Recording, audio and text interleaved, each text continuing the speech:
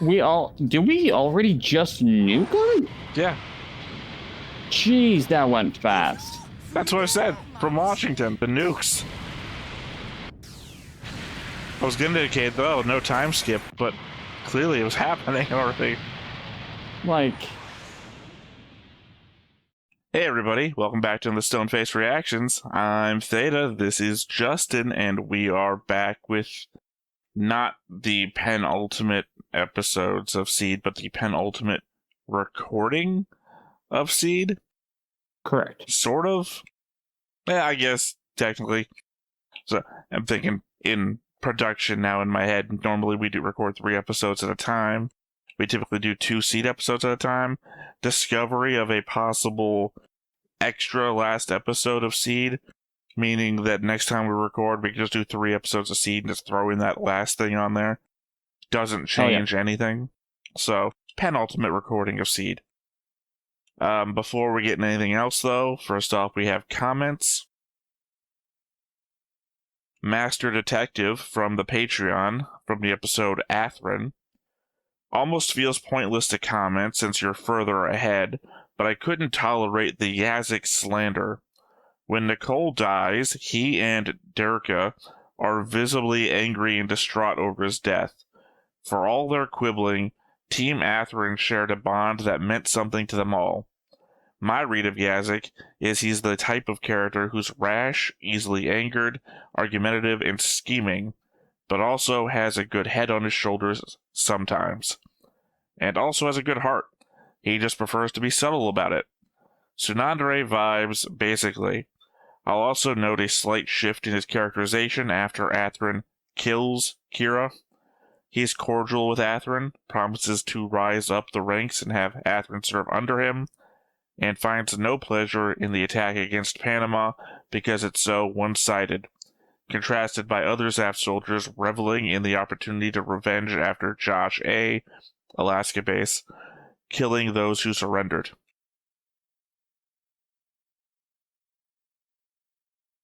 Even if it's an agree or disagree, I like the fact that Yazik is written well enough that it can be seen.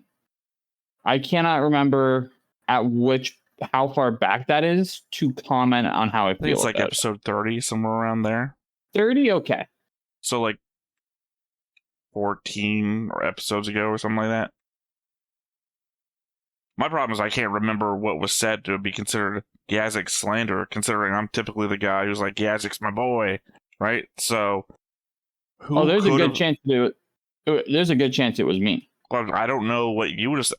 Here's my problem, is that I basically disagree with a lot of this comment, even though it's Yazik's my boy, right?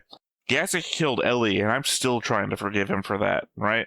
That was brutal. You didn't like it either. It was just a bad move all around. Even I have to, like, devil's advocate. Like, he thought there were soldiers retreating on that ship.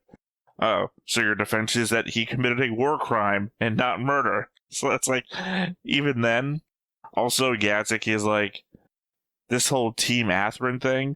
Do you not remember, sorry, not you, but the audience member, that Team Atherin thing? I don't know if you recall, but literally somewhere around that point, Yazik was talking to Darker, like, we could take over this team. Like, actively trying to subvert the whole team. So it's like this whole, oh yeah, but they're actually like a team together, and they're all like for one another. It's like, no, they were actually talking about subverting Atherin. Like, oh, a real great Team Atherin. First thing we do is we lose our leader. We should take this thing over. I don't know. It's... Again, Yazik's my boy. That's all I'm saying. However, I think what Yazik is meant to show is not meant to be a healthy or likable thing. I think it's meant to be a redeemable thing, but not healthy or likable. I mean, I'll agree with you on the redeemable thing, because when you were saying what Yazik was meant to show, my first thought before you started saying your piece was that he is the developing character. They're all developing characters. It's just like, obviously, Durka, he's like Durka, but he's taking longer to get there. He didn't have the whole, what happened to Toll with, so I want to say Fra, but Fra is from Universal Century. Frau here? I think so. No, it's Ha. It's Milia Ha. It's Fra in Universal Century, and it's Ha in, whatever this is. He didn't have Ha going off about the losses that she's incurred. He's only had to deal with Nicole. Whereas Dirk has gotten both sides. My best friend was killed by your friend. My friend killed your boyfriend. I mean, it wasn't that great of a development on Dirk's side, because basically I've been held hostage and you don't really talk to me that much. But I disagree on that one. She barely talked to him. He has this whole, like, epiphany on his own, and she doesn't talk to him at all. However, sometimes you don't need that much to get a perspective shift. Here's the problem of having all these conversations with Lessons and not you, is that when I bring them up with you, you don't have the background that I've been talking. I was talking with Lessons, and again, this is a show you've probably never heard of before, Macross. Is that like a new thing to the channel? Oh, yeah, and I think we just started it, like... Anyway. We started Macross Frontier recently, and there's a character that has bad PTSD as a backstory plot point. And during one of the things where, like, they have to get put into, like, a bunker to escape this thing that's attacking them, she has grabbed onto his, like, the bottom of a shirt, and he's like, "What are you doing? Let me go." And she's, like, actively trying to let him go, but her hands are just clenched in fear, and her PTSD is, like, just won't let him go. And finally she, like, gets rid of the white knuckle thing and just immediately smiles at him to show that she's fine. And it's like, that smile is like, oh god, that's so fucking sad. Because you understand the PTSD. You're seeing it in physical action. You're seeing how she's dealing with it, like, from a social context.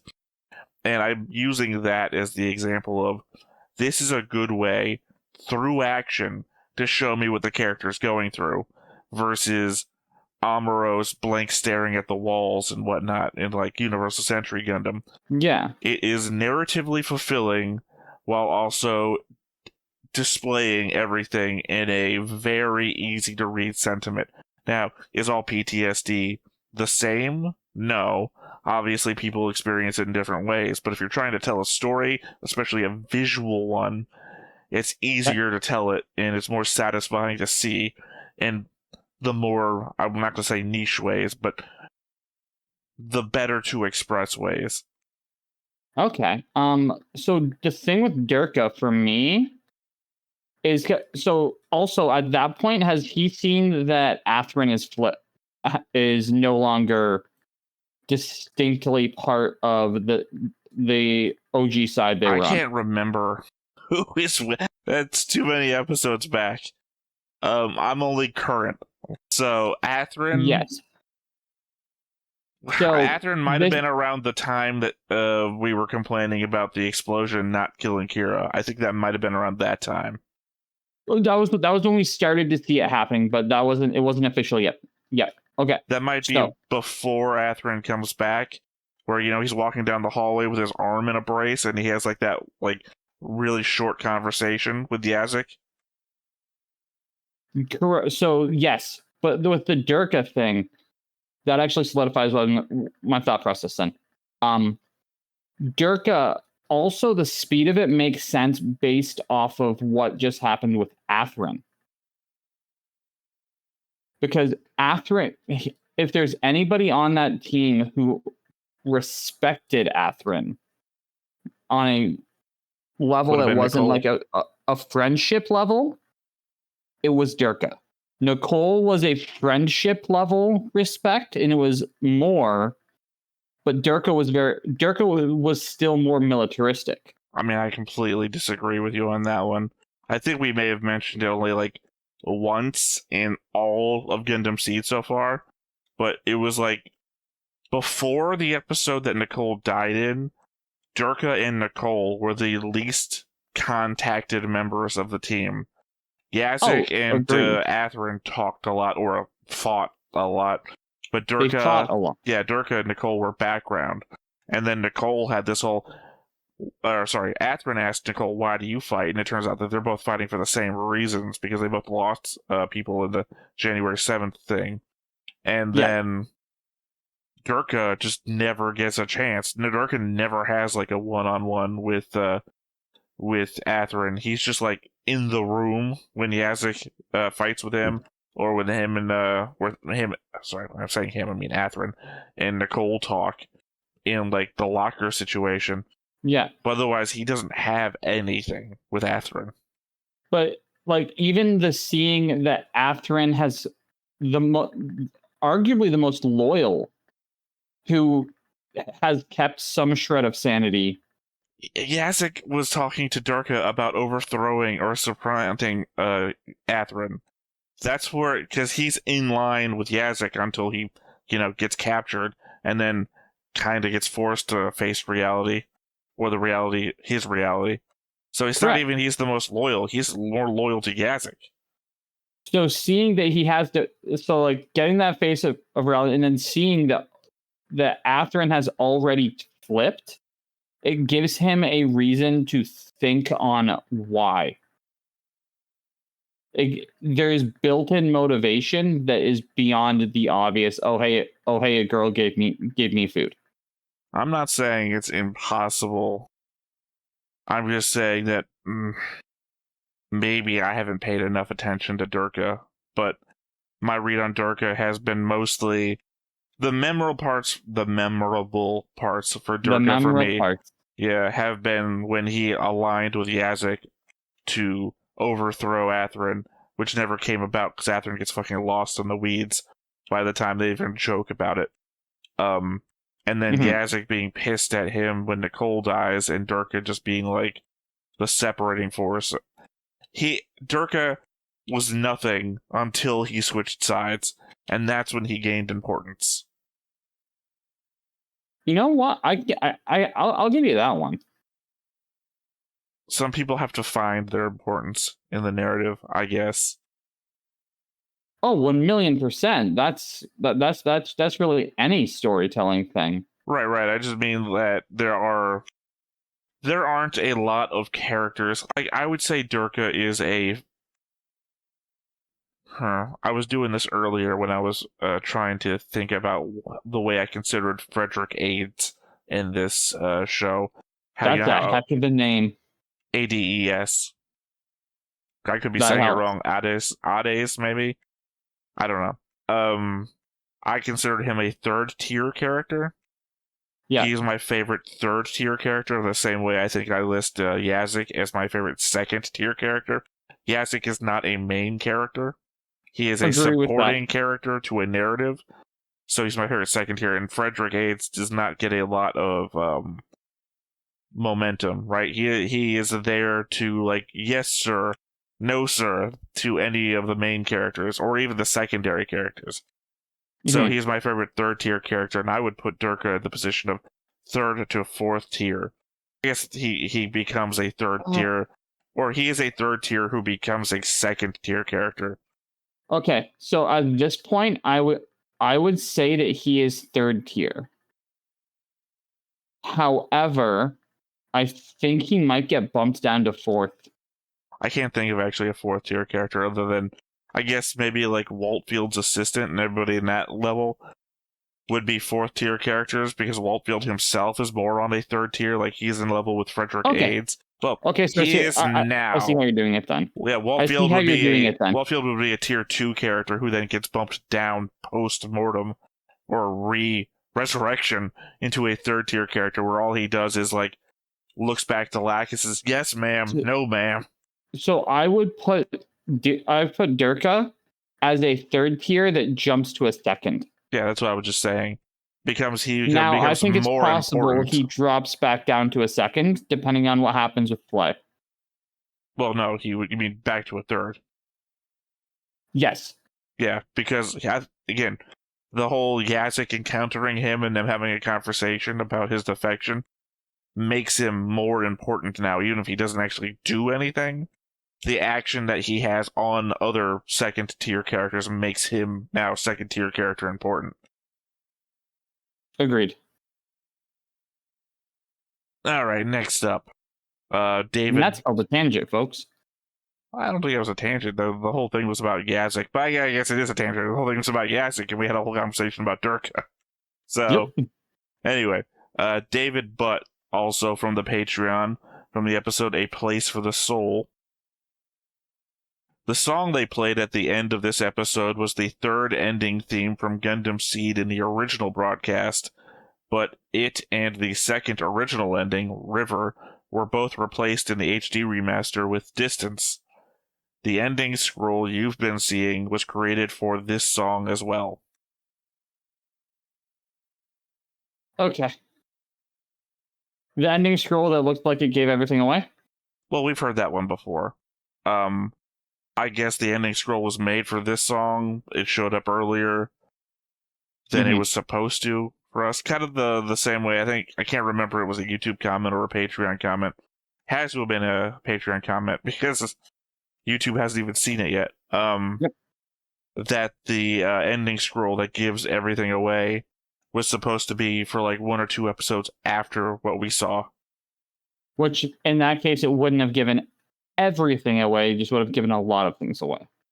I mean, I remember when we saw it. Obviously, the thing that jumps out is the very end where they do the relationship thing. Correct. You know, with the Kira and Atherin, Kigali and Lacus thing. But the fact that they show Waltfield off on the side with his little girlfriend, they're like, oh, Waltfield's still alive. Jokingly said, and then Waltfield is still alive. So, but his girlfriend's still dead, apparently, so nothing really planned out from that one. Correct, yeah. That's something that actually bothered me, though. With the only thing that bothered me with what they did with Lacus is the fact that it changed Lacus from, in my opinion, the perfect match for Kira to just another problematic match for Kira. I've got notes. I'll say Lacus is probably the character I hate the most in the show right now. She went from the happy, innocent character to I think she's got motive. Worse than Flay. But I have a note about Flay that specifically mentions Lacus, so I'll wait to get there. Got it. Next comment, also from David Butt, from the Patreon, The Opening Door. You two get a bit confused during the Raul Crusette reveal. Mu Luflaga isn't the son of George Glenn. The first coordinator is not Mu's dad. Mu's dad is Al Duflaga, and Rao is a clone of him, not George Glenn.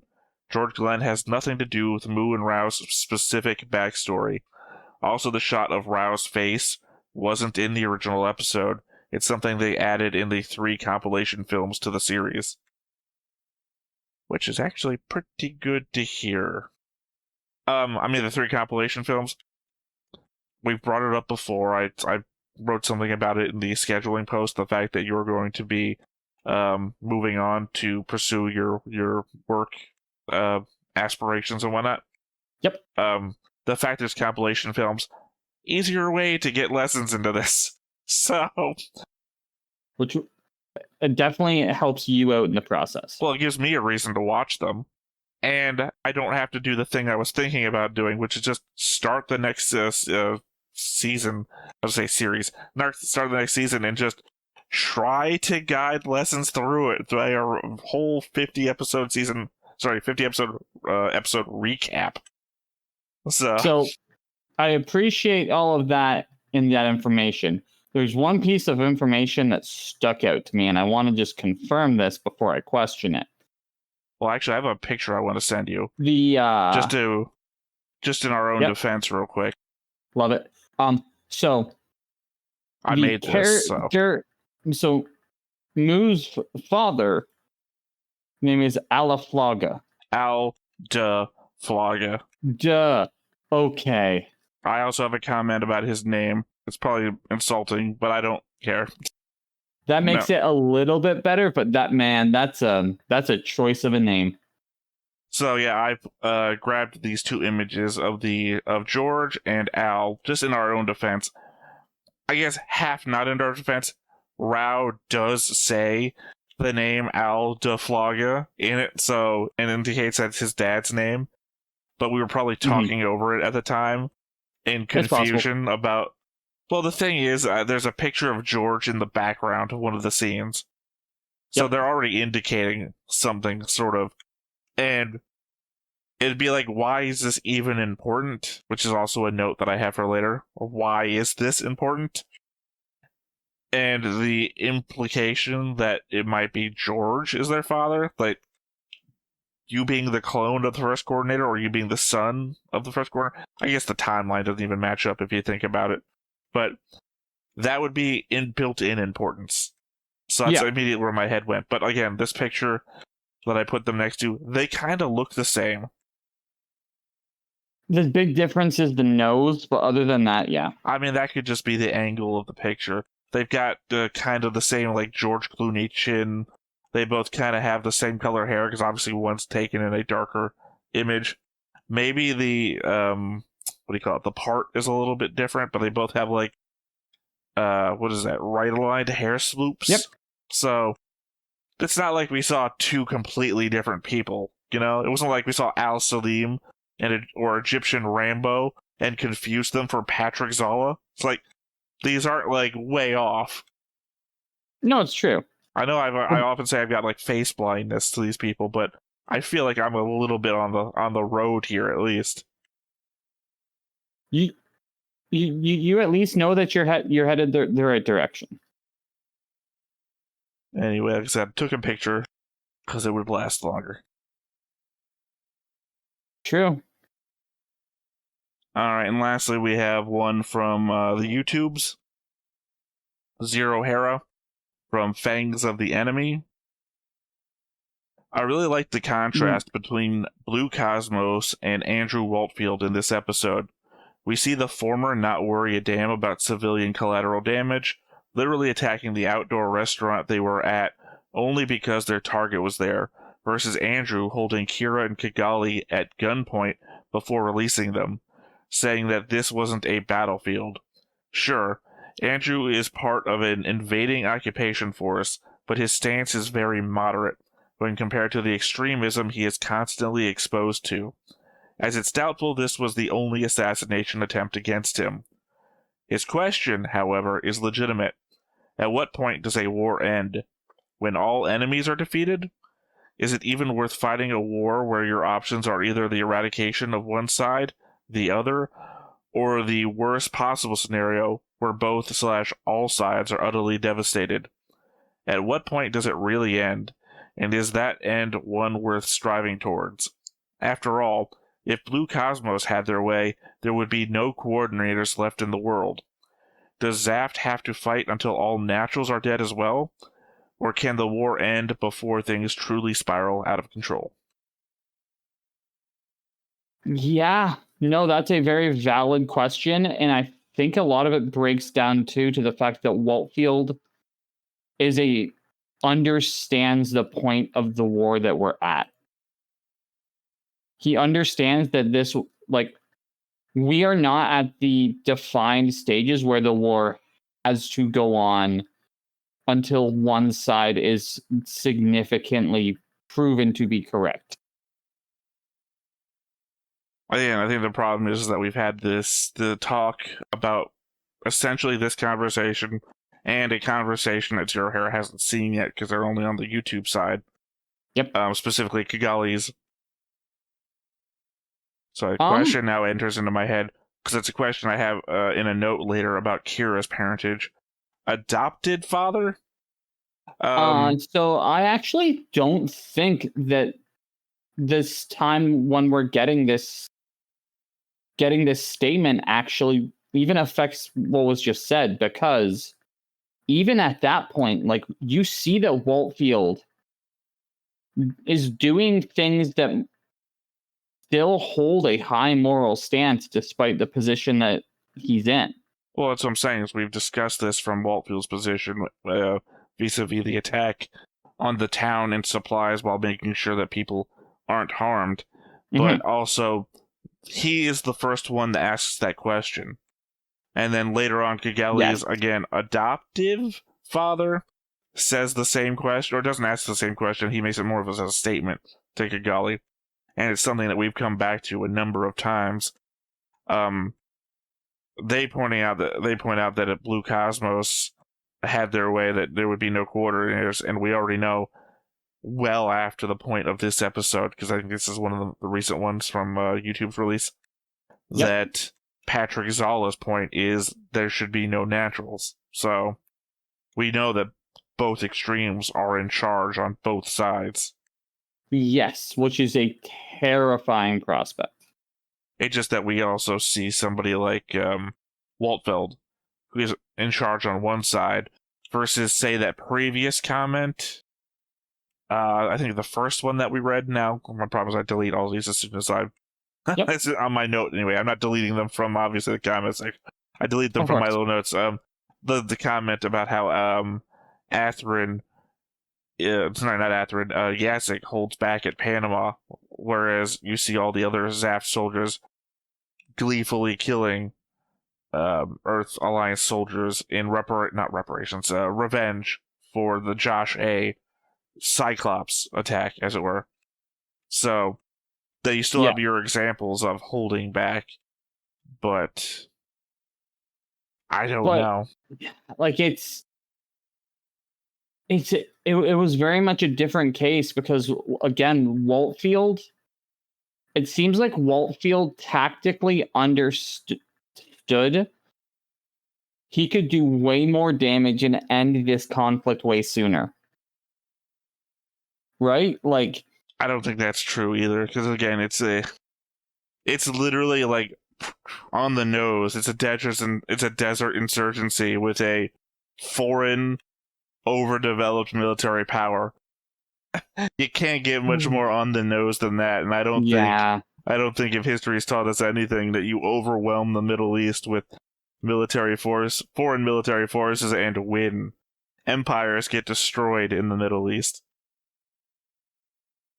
Fair enough on that topic. Yeah, it's true. It's like don't invade Russia in the winter, which I guess actually that's not even true. Was it Sweden kicked Russia's ass in the winter? It was either Sweden or Finland. Oh, don't fuck with Sweden in general. Yeah, I just mean historically that it's been like the historic meme, don't invade Russia in the winter.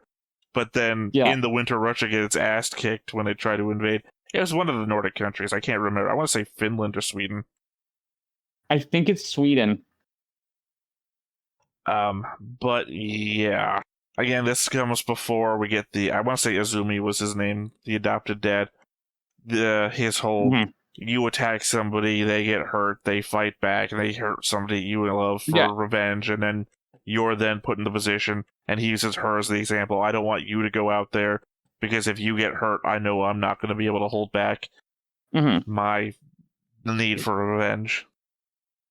The whole hurt people, hurt donuts thing. Yeah, it's a more refined version of Waltfield's first statement. Yes. But that's why I like Waltfield's more. I don't need... on a discussion like that, I don't want refinement. I mean, I liked him, but he's turned into a tier 3 character, and I've already said I've got a statement coming up about Lacus, so the fact that he's become Lacus's lackey does not make me that enjoy him as much. I get that. But yeah, those were the comments, so how about you go ahead and lead us through the recap? Yes. So if I recall correctly, this was the episode where Flay got onto the life pod to head towards the ships. Fighting continued. It ended with a real... I think it ended with retreat. However, the head of Blue Cosmos, Azrael, got the specs on the Gundams, because that's what the last key was. And we posited it's not we posited it, but I think that the next time on basically confirmed it. That the nuclear option is now back on the table because of this, not the knowledge of the Gundam power source. Well, it was actually in the episode. We see Azrael open it up, and it does show, like, literally what's on my screen right now. I'm sorry. I say it's on my screen. I forgot that I put a thing over top of the stuff in our discussion bit, so it's not actually being shown to the viewer. The justice and the freedom specs. But at the very end of the justice and freedom specs is the neutron jammer disabler, which then allows nuclear shit to be done again, and it even scrolls through that. So Azrael just goes into like manic laughing.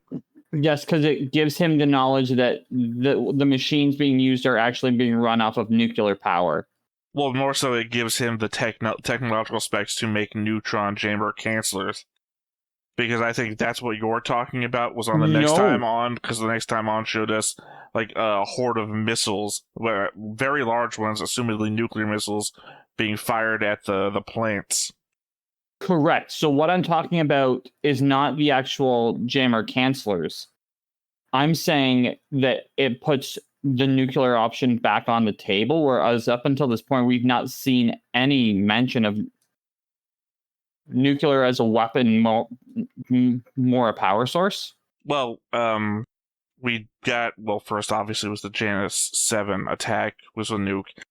Then when we got introduced to the Freedom, somebody said, and I can't remember who said it, not to let them see that it has the neutron jammer canceller, because that would indicate that we're using nuclear power again. So it's like nuclear anything would be the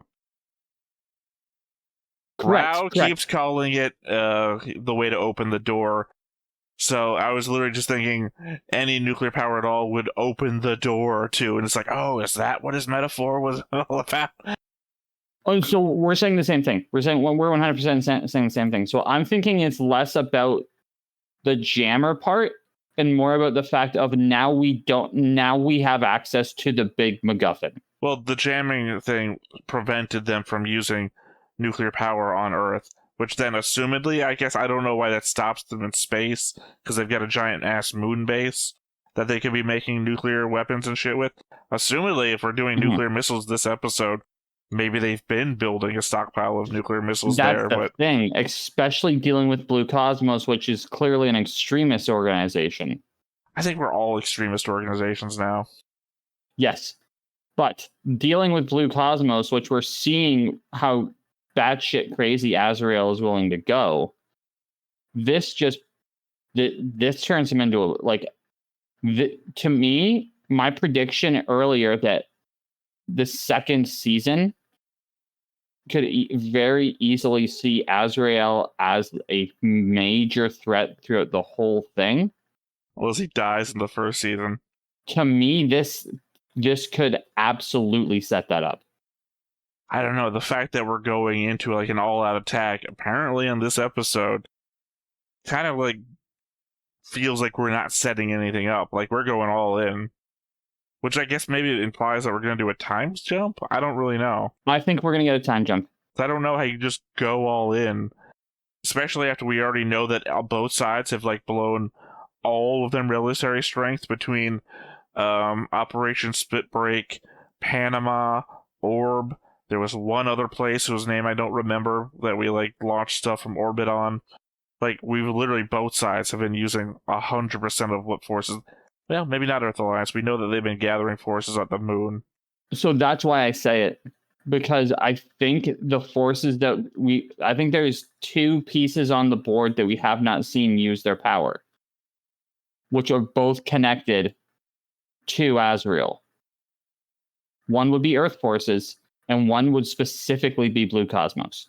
Well, Blue Cosmos is operating with and or for Earth Alliance. Because that's tied to the whole that it's the Atlantic Federation or whichever one. One of the alliance sides was getting their ass kicked, so that another part of the alliance could then put all their forces into play. So I think it's already part of the whole meta. And Azrael is clearly only operating on one side and telling them everything. I don't know. He's like I want to say use the word. He's like a board member about the thing. But the problem is that going back and taking my notes over the last 2 episodes is the only metaphors he's using are literally business metaphors. You've got to do this and that in business to get ahead. You want to die out here? Look, if you fail in a business venture, it's just like dying. It's all the fucking metaphors he uses are about business. So the way that I think of Azrael, and this is, I never expected to say this, but Patrick after Bateman? seeing it, no, that's where you're Justin going. Hammer. I don't know. Justin Hammer, even though he was the bad guy, was kind of like a fun bad guy. But it's that level of like, is this guy really it's Justin Hammer if he was actually a threat. I mean, I would take your metaphor and go the Vulture instead of Justin Hammer. I'll take that. That makes sense. Well, because, I can't remember the dude's actual name, but just like, he had motivations that were more... Are we talking comic Vulture or movie Vulture? Movie Vulture. Okay. Yeah. I mean, obviously not the whole family man route. 1,000,000% more not so, look at them, they're fucking up my guys. The government, replace the government stealing my contracts with the coordinators are unnatural and better than us, and how are my guys going to be able to compete with that? Yeah, okay. I agree with that statement then. Yeah, the first half of the movie, not so much the back half of the movie. So I guess the Vulture before he becomes the Vulture. Or yes, however, Vulture in the process of becoming the Vulture. I think one of the best scenes in a Marvel movie ever is legitimately the scene of the Vulture of Toomes dropping them off at prom. Or whatever the dance was. Oh yeah, having I think that was incredible.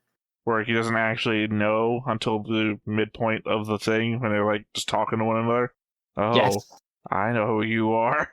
It's absolutely terrifying. Even as an adult, you watch that, you go, that kid's kind of messed up already. And then this realization, ooh, that's a rough night. It's because it's a at-home threat all of a sudden, right? He's not like, oh, I'm like Thanos, I'm gonna snap my fingers and make you vanish, or Mysterio, who's just like playing with your mind and then ultimately fucks up your life by putting everything out there. This is just like, I'm your girlfriend's dad, and I'm not only a supervillain, I'm your worst nightmare going to prom. I will do either the supervillain thing or angry dad thing, and you're not going to know how to handle either one. Exactly.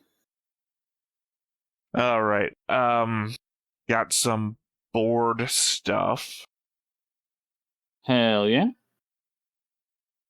Let's see. Oh, god damn it. I hate it when... One thing about the concept board, while I refresh it, is that sometimes when I'm just trying to scroll up and down or in and out, the fucking thing doesn't know which one I'm trying to do. Alright, unknown. Al DeFlaga. Who fucking knows? I'm going to assume he's with zaft, but who the hell knows? Yeah, we have no concept, so... Yeah. But we do know that he is himself, I guess I should put a line there, is Raul Cressette in that he is a clone of him? I don't know. I just put him down as related. The blue line connects to Raul being related to Mu. Also, kind of heavily implied that Raul kills him in a house fire. Him and the mother, but we don't even know who the mother is. They don't talk about it, so that's that red line connecting them. Got it. Where else? Up, scroll down. And we have Ulin Hibiki and Via Hibiki. Technically Kira's parents. So I've got them connected in the blue line with Hiruma Yamato and Caridad Yamato. So my understanding of the parentage is that it's a twin situation. You know what? Hold on, let me scroll out here. Because those are only the real changes I got that I can remember. So I'm just going to leave the board there. Well, I think my first point is actually on that subject. The question instantly arises, who the hell are Caridad and Haruma Yamato if they are not Kira's parents? Obviously, I'm thinking adoptive parents at this point, that whoever his real parents are must have died or something, and Uzumi oversaw placing Kira into a Luke and Leia situation. That still leaves a question of why, though, and even then, why Kigali is a natural and not a coordinator, especially if they are twins. I mean, is this just a twins situation? Arnold Schwarzenegger and Danny DeVito? One got everything and the other didn't? And actually, I'm gonna delete that one because I think that was my first one. I actually have a lot more details in another comment. I've just got to figure out where it is. Damn it. I'm seeing my comments about PTSD, Frederick AIDS, freedom/justice, human suffering. Ow. No. You know, actually, just give me whatever you got off of that thought, and I'll figure it out when I get there. I'm obviously not going to scroll my way through it. Yeah, okay. Because again, we've seen all the characters, all the main characters in the show are around the same age, right? And as far as I know, we've never gotten confirmation on either Kira or Kigali's age. No. So I think it would be very realistic if it was a weird genetic modification, twin birth type thing. Oh, sorry. It was literally 2 down from it. All right, here we go. So since the mothers of all the attempted first-generation coordinators were naturals, the result of their genetic tampering was uncertain. And you hear in the recordings that the women are the ones getting blamed for it, which is not great. So Kira's dad essentially created the test tube coordinator baby. So I imagine then that the implication is that your basic coordinator, while being better than a natural, is still some part imperfect. No matter how much you craft the genetics going into the egg itself still has an imperfect genetic coding. At least that's my read on what's being said. I have no idea why you could make the perfect seed and not genetically alter an egg at the same time. You know, some CRISPR level shit. Sorry, that actually wasn't the thing. I think I actually remember that answer from the episode. Because I don't think it's from a different thing that we watched, and I don't think it's from my head or something else. I think it's the fact that the genetic makeup was changing as the child was growing. Well, again, in the episode, they blame the mothers because the mothers are... They're saying they're imperfect. That's why I'm likening it to the eggs. The reason they were blaming the mothers is because the mothers are the ones carrying the children. No, I mean, they literally say that the mothers are imperfect. That's the words they use. Yes, but the way it was presented was more along the lines of, this was expensive, how dare you mess it up? And it was because you have to grow a child within a person. And over time, what was happening was no matter how perfectly they designed the child, the genetic coding and the growth of being connected to the mother was interfering. I'm disagreeing with that only on the basis of the visual that we're being given in that episode, is that they're injecting the egg with like an artificial sperm, basically, is what we're being shown as a visualization. In which case, I don't think being connected to the mother is going to change the base genetic code that already exists if they're not doing the egg. And, sorry, let me just jump to another comment. I read the wrong one. Literally, I must have separated these things by like 1 sentence apiece. I'm not exactly sure how Kira was made perfect. Based on what I saw, the implication I can only draw is that his mother was going to have twins. His dad took one of the embryos or fetuses and put it into his artificial incubation chamber thing to do what he needed to do as it was growing. In the meantime, his mother kept one of the fetuses inside of herself in a natural birth, Because if that's the case, I'd assume Kigali was born naturally, and thus is a natural, and Kira was the incubator baby that became a coordinator. Yes, so if that lines up, that also can still match the idea that I previously stated of the process of growing inside the womb has an opportunity to mess with the likelihood and or potency of said coordinator qualities. I think my disagreement only comes down to how I think genetics works, and the fact that neither of us is a geneticist kind of implies that either of us could be right. Don't tell me I'm not a geneticist. You put labels on me? I was gonna argue against it, but I should say I'm not a geneticist. Yeah, whatever genetics I got taught in high school is basically it. So I didn't even do science to the point of learning genetics. Well, that's what I'm saying. Biology 1 up to, say, taxonomy is as far as I got. And even then, I still had like arguments with Griffin about what species meant as a word. Because I believe his definition was any two creatures that could breed a child together is the same species. And I was going off the taxonomy route. I was going off the taxonomy route of, like genus and whatnot, genus, species, etc. So that technically coordinators could be a different species, even if they can have kids. Like the Homo erectus versus Homo sapien. Yeah.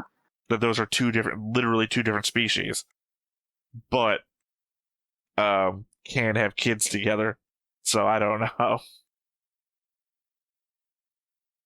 Again, that's what I'm saying. We could both be right, or one of us could be right, one of us could be wrong. But the fact that neither of us is a geneticist means that at the end of the day,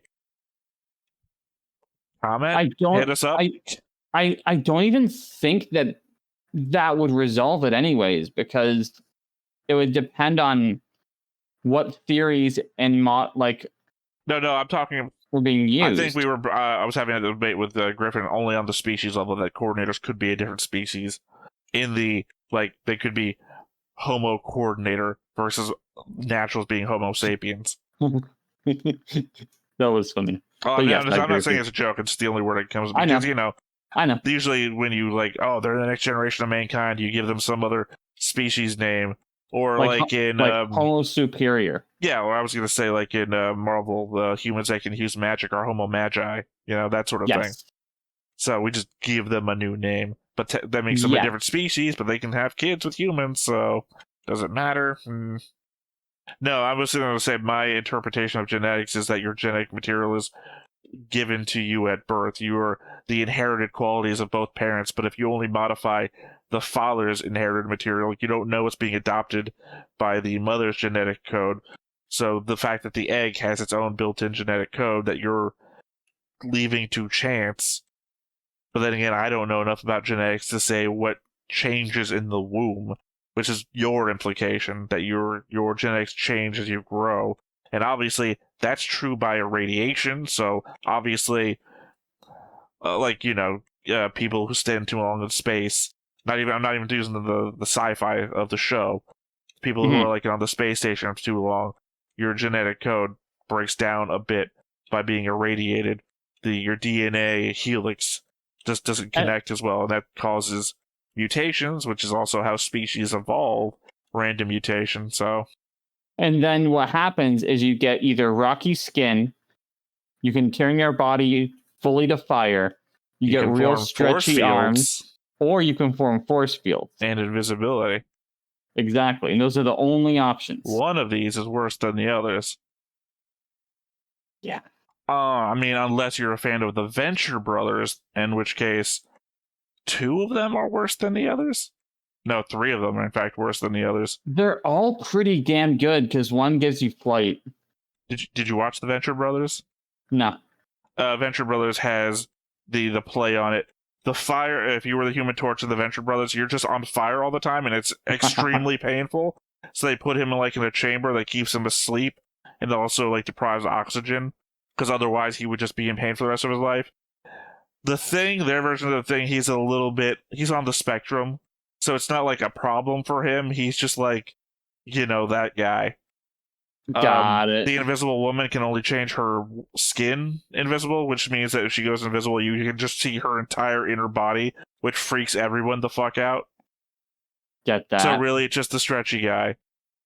And he's smart, just like Mr. Fantastic is. So, he makes the whole company, gets rich, and can stretch. So in Adventure Brothers, it's pretty bad for everyone except for one guy. The guy responsible for sending them all to space, that kind of guilt.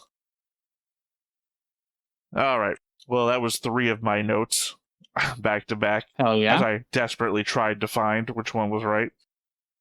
But I know it did lay out the question also, what is everyone's actual relationship? Actually, I'm going to jump down to a comment I have about Al as well, because it ties into the what is everyone's relationship to one another. Yep.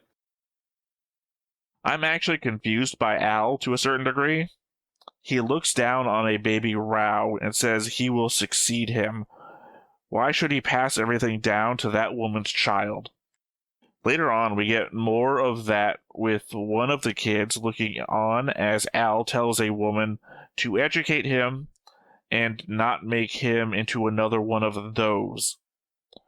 The picture that Moo notes to recognize his dad looks like a happy one with a kid on his shoulders. My first understanding of it was that was Moo on his shoulders, and they had a happy childhood with their dad. But if Al talked that way about Rao inheriting everything, then it would seem like he was regarding Moo as one of those, as a natural, and despised his natural son. On the other hand, we get told that Rao was a defective clone. So did Al flip after finding out that Rao was defective and referred to him going forwards as one of those and no longer a person? Yeah. When Rao burns down the house, the woman Al told to look after the kid is holding Moo, maybe implying the latter? Definitely say the latter, because that would also be the reason why there is such a chip on the shoulder of our defective clone friend. Yeah, it's just weird because we also, like I said, we have a kid looking in, so I can't tell which kid is looking since the only thing we know is they both have blonde hair, blue eyes. So we don't know which kid's looking in to hear the dad saying not to them be one of those. We don't know if Rao was looking in, hearing his clone daddy, whatever you want to call them. Clone daddy. Yeah, not to let them be one of those, or if it's Moo hearing him talking about... It's very hard to tell what's going on. Yes. Let's see. Sorry, I had a joke here about Al. Oh, not for nothing, but Rao and Moo's dad's name is Al. Just kind of funny to note, such an ordinary name for such extraordinary people. Mm-hmm. All right, going back up to the top then. For me, it's the idea of the name of Al DeFlaga is just such a that sounds so much like a slightly try-hard character name in an RPG.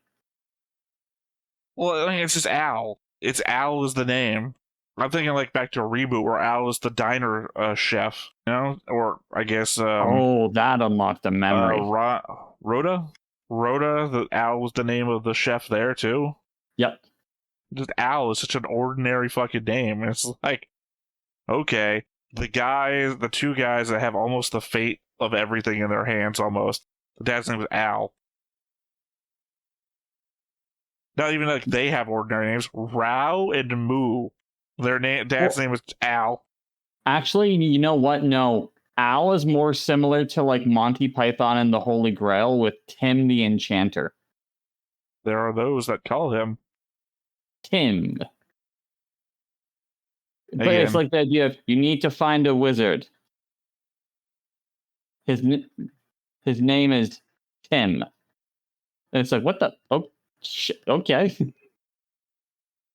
Yeah, I guess it's just like it's an ordinary name for us, but for I guess this world, Al is just like out there.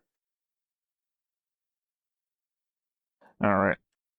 I guess it's good to know that despite all the lead up, Lacus is willing to just continue on if Durka, Mu, and Kira all die, as she said to Athrun when he wanted to go and look for them. Oh, that one. That's the one. To me, that is what they've shown of Lacus. That ties into why I think she is now one of the again another bad relationship choice for Kira. I don't know about bad relationship choice. Well, obviously, I think it's a bad relationship choice because I've been against it the moment I saw it. But I mean, it just shows her character now. Athrun's like, I've got to go find them. They haven't been back for a while. And she's like, well, we can't risk you going out there and us losing combat ability. The Dominion is still out there. And it's like, if Durka, Mu, and Kira are all dead, we're going to have to keep going no matter what. So it's like, that's not like showing any emotion about anything. It's just like, they're dead, they're dead. Yeah, so for me, it's not about emotion. For me, the reason why Lacus was a good choice for Kira was because Lacus was, you couldn't make Lacus feel the pressure of the conflict. That's something I think I said near the beginning, is that she was just a happy-go-lucky girl. Yes. And because of that, Athrun's always been relatively decent at managing his expectations and managing the way that he handles situations, like after the fact. He's very level-headed. Level-headed does not need someone who is very good at just being like, oh, well, that sucks that you did this. Let's talk about this. No, level-headed, like, that doesn't suit Athrun. That suited what Kira needed, because when he's not in the battlefield, that would have given him a moment to not be at war.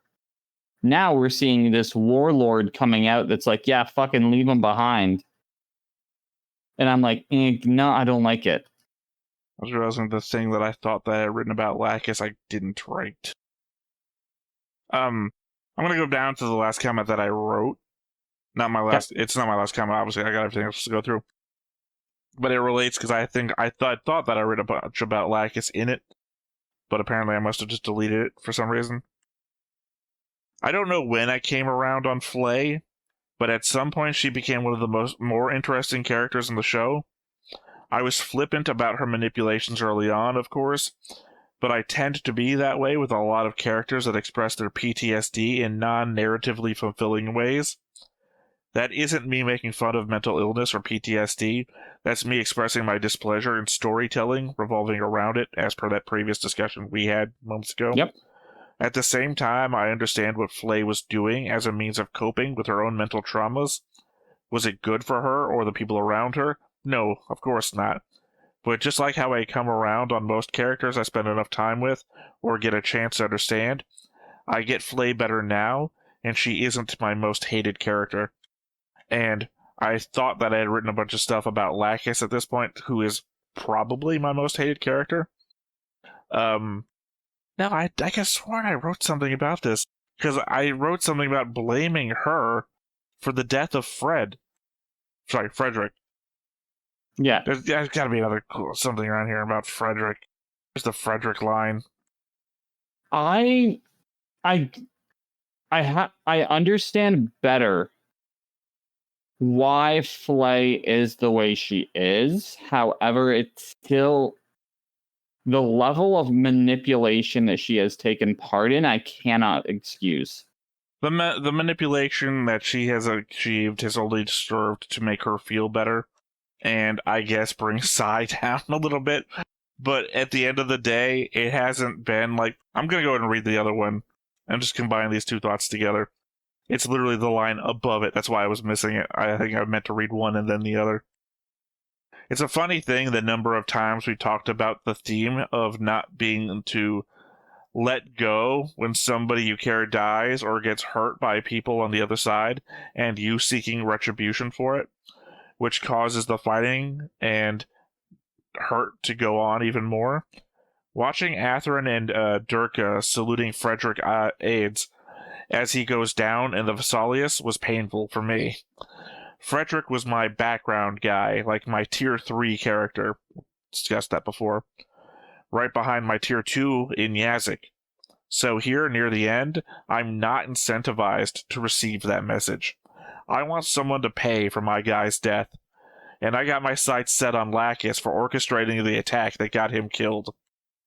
She literally says for everybody to aim at that ship. She's the one who gets Frederick killed.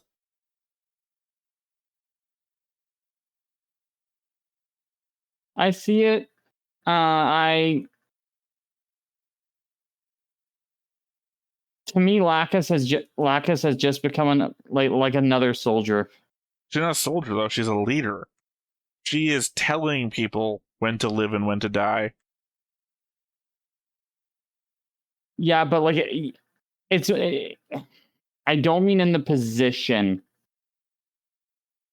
I more mean in the in the morality of actions. The way she is acting, she is giving off energy of this is war. War never changed. Like it's very clear and obvious.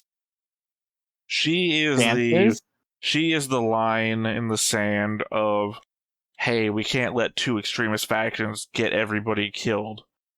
But she's doing that with military action. I mean, she's giving the speeches about it, trying to convince people. But at the end of the day, she's got the strongest fighting force outside of everybody else, like she is assembling taking everything. Extreme action to stop extremists. Which is what I did not like about Gundam 00. Gundam 00, I think I've mentioned this before. Gundam 00 story is about a small group of like elite technological forces declaring to the world, you cannot wage war, and if you try to wage war, we will fight you. So by military strength, they put down fighting wherever they see it. Which is, you can't have the will to assert your authority over anybody else by military action. And that includes self-defense. We'll destroy the people. Yeah, we'll destroy the people who are attacking you, and if you fight back, we'll destroy you too. Yeah, that. Although I will say, by episode 3, the IRA surrenders. The Irish Revolutionary Army. Oh, you mean the Irish Republican Army? Yeah, that's what. Yeah, they surrender by episode 3. Hold on, the actual IRA. Yeah. Respect. It's funny because there's terrorist organizations that, in response to the proclamation of this group, just start bombing shit. Because we also have point of view characters that are civilians on the ground and their story, which is actually the better story in my opinion. But the IRA sets off some bombs all over the place and then surrender. And then I think it's because they just don't want to deal with actual terrorists, because after that there's a worldwide terrorist network. That would be like a James Bond film set in the modern age that's just straight up says yeah, no, we're fighting the KGB. I mean, you could probably.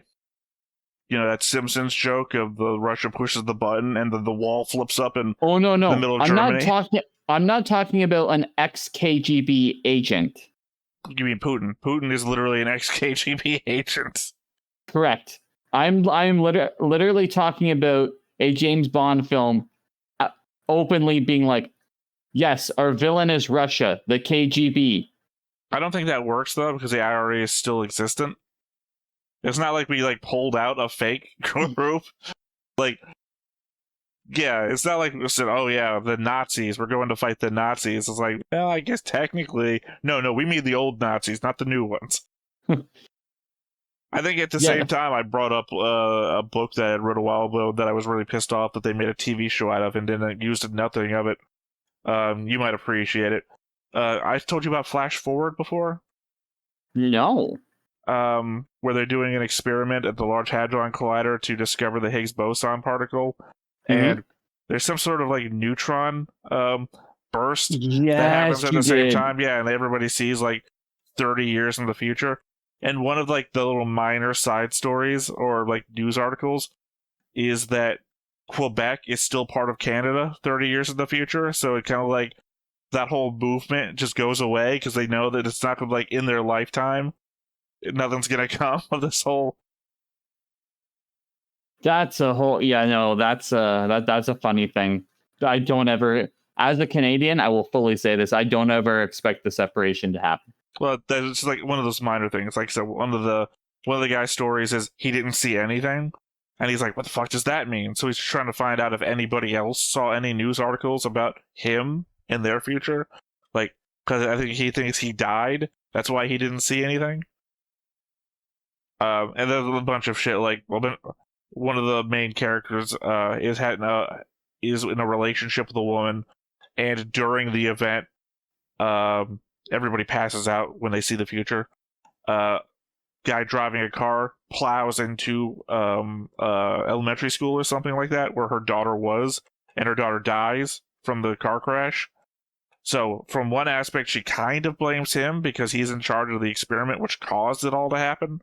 And of course, he's also dealing with all the deaths, like all the planes that crashed and everything like that. All the people that were on hospital surgery things that died. You know, he has to go like in front of the UN because it's like a fucking thing. But personally, he also saw himself in the future with another woman.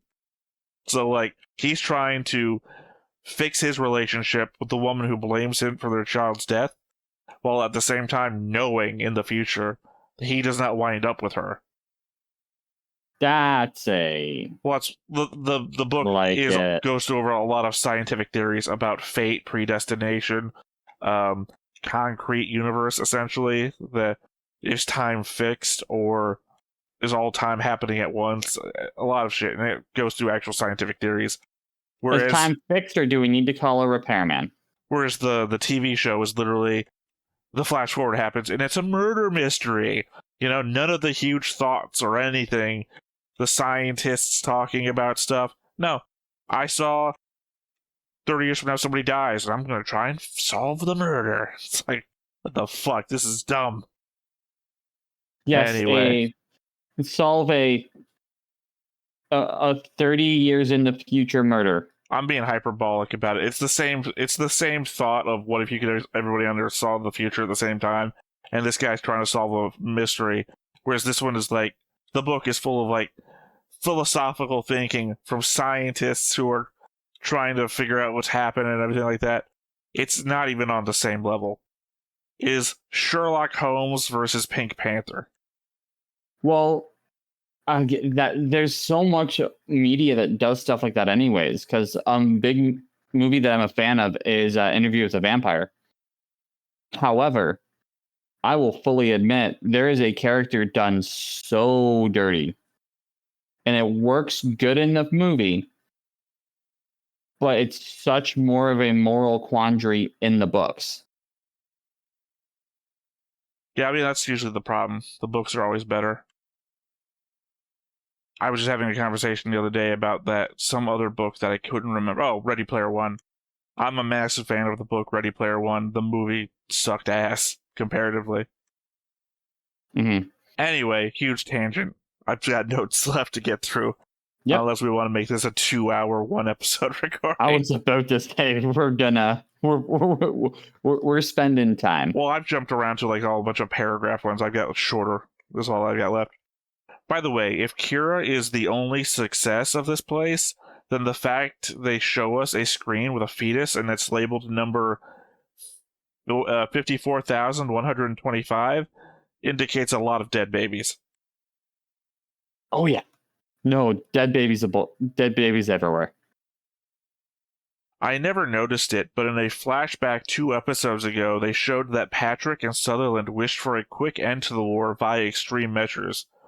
Patrick during his Operation Split Break launch, and Sutherland activating Cyclops. I mean, in the form Yes. that they literally say like the same words. No, they're very much on the boat of we need to stop this now. So I didn't put this on the board as a line, but could we consider Rao and Kira related? Rao's dad went to Ulan Hibiki to both fund him and have him make Rao. Now, he isn't genetically related to Kira, but when a man has such an intricate hand in your creation, at what point does that become a relation? That, yeah. You know, you could say, I'm your dad because I gave you the genetic material, right? I gave you that, but how much modification to that genetic material does a person have to do before they become more important than the donator themselves? Yeah. I don't know. Like I said, I didn't put a line on the board, but Rao's dad went there, and Ulan Hibiki, the father of Kira, genetically modified Rao. So That's a good question. I can still really understand the coordinator attitude. Before we get the viewpoint of the constant racism against them by the naturals, but now we also see what a struggle it was to even become one, a coordinator that is. The emotional hardships and the financial hardships, you essentially threw everything in on hoping your child would win the genetic lottery of a developing science. Then, the coordinators that came from that had to do everything in their power, if they cared to maintain it, to ensure that their children did not become naturals themselves. It's been a struggle to maintain the bloodlines, let alone not get killed by the space racists. Oh yeah, 100%. They are they're specialty dog breeds. Except that it works to the benefit. Like, we didn't specialty dog breed them into becoming extremely useless and like unable to breathe and stuff. That, yes, I will 100% agree with that statement. Like, we bred the ultimate dog instead of. Well, there are really, like, obviously sheep dogs and whatnot. They're really good at what they do. In that case, like, we've bred all the breeds that do one particular thing well, and then we bred them all together to make one dog that could do everything.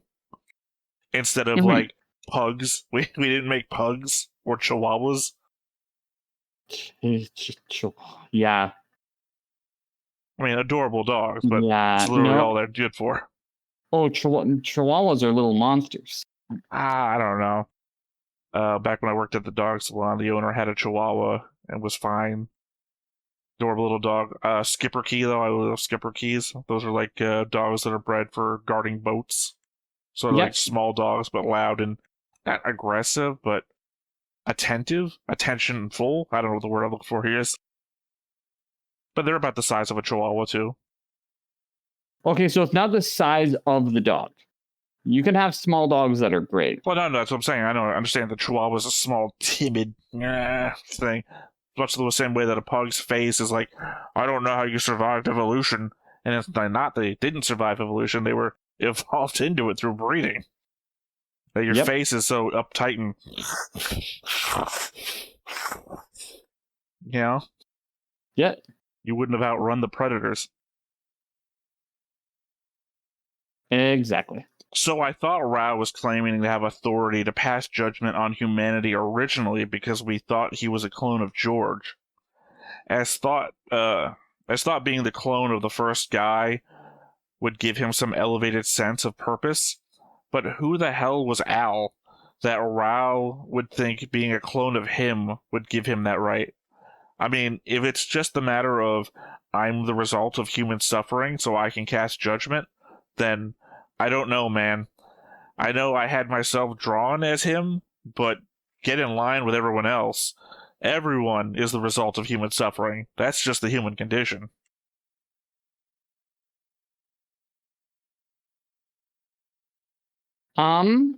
If we go with your theory that Azrael might not make it to the second season, I think that's information we get. You get season 2. I'm just indicating to what Rao said, that he has the right to pass judgment on everyone, and we originally thought that it was self-importance because, I'm a clone of George. I'm the first coordinator. I get to pass judgment on the people. But he's the son of Al. Who the fuck is Al? Right? Why do you have authority? And it's like his words come from the sense of, I've seen what human suffering is, so I have more authority than anybody else. And it's like, everybody has seen human suffering. Get in line. To play devil's advocate, if he is a defective clone, he might be like legitimately going off of the gripe of, I constantly suffer because of humans. How does that make him any different from a person that's born with a birth defect? That he was created on purpose? Well, so is everybody else who their parents had sex because they wanted kids. You just no, because that's a random chance. No, yeah, not if you were born because you wanted to have kids. You're like, let's have kids. Let's try for kids.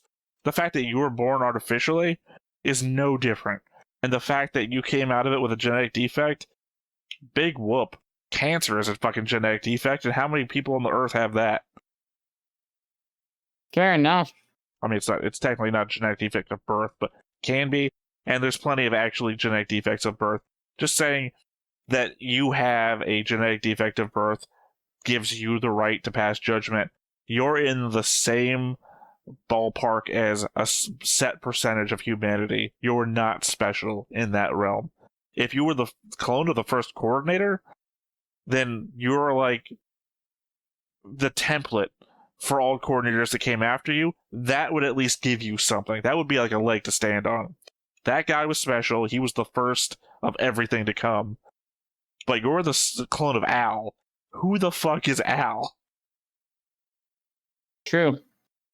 That's what I'm saying. That's why it makes no sense. Because I think we came up with a better reason, and it turned out to not be true. Fair enough. None of this, by the way, explains why Flay hears her dad in some of Rao's words.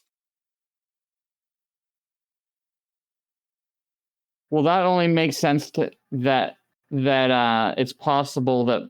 No, it doesn't. I was going to say that Al is Flay's dad. No. The problem is that all of my shit fell apart those last couple of episodes when Asriel didn't know who Flay was. It's like, oh, maybe Flay was being evacuated from the not Antarctic, Alaska. Maybe she was being evacuated from the Alaska base because her family has like connections. Maybe she's actually is a big part of Blue Cosmos. And that Blue Cosmos guy is like, who the fuck is Flay? It's like, he looks off, thinks about it. Bad Girl has to tell him who her dad was, and he's like, still not like getting it. It's like, oh fuck, Flay's nobody. So, yeah, no idea. Interesting note, at the start of last episode, Rao says that the target is the Eternal and only the Eternal. Whatever his plan is, he only cares about taking out Lacus and the Freedom/Justice, as I believe they are stationed on that ship now. The Archangel is no longer special, I guess.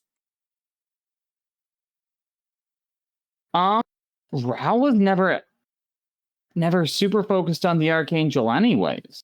He was on board the Phasalis the entire time, telling Frederick to constantly follow them. He was chasing them from Heliopolis to Artemis, then Artemis to Earth. But they had the Gundams at that point. I think his whole thing is about those Gundams. Well, they only had the strike back then. Yes, but like that's what I mean. Like they had the strike.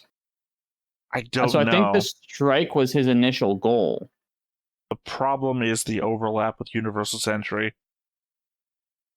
That we know that this show is inspired by Universal Century. It's supposed to be the remake of all that plot stuff.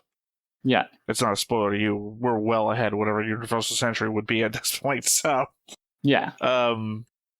Yeah. So the fact that we know Char in Universal Century is after White Base, as well as the Gundams.